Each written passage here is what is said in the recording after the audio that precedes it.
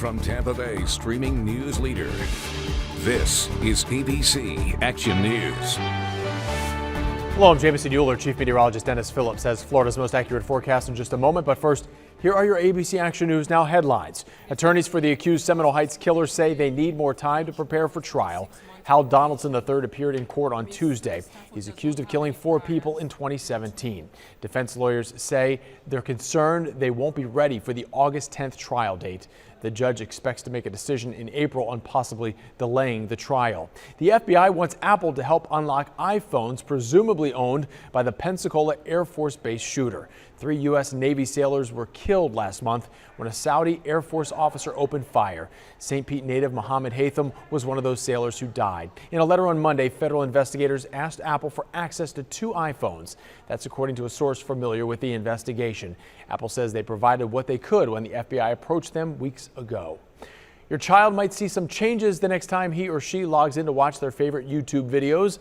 The platform started rolling out privacy changes this week. It all stems from a settlement with the Federal Trade Commission after YouTube was accused of violating the Children's Online Privacy Protection Act.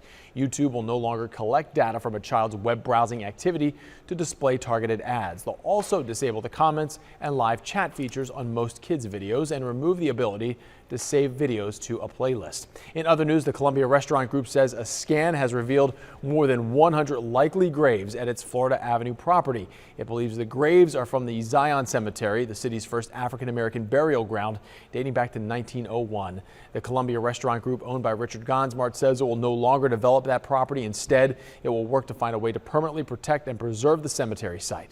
Now here's Chief Meteorologist Dennis Phillips with your forecast. Hi, Jameson. Temperatures will begin to warm significantly by later on this week. We wake up Wednesday morning to rather cool temperatures, 40s across most of the area, maybe a few upper 30s. And then we start to go back into the 80s by Friday. And I think we're going to be up near record-breaking highs by later this weekend. Thank you, Dennis. You can now get news updates all day long on your favorite streaming device. And don't forget, you can always download the free ABC Action News app.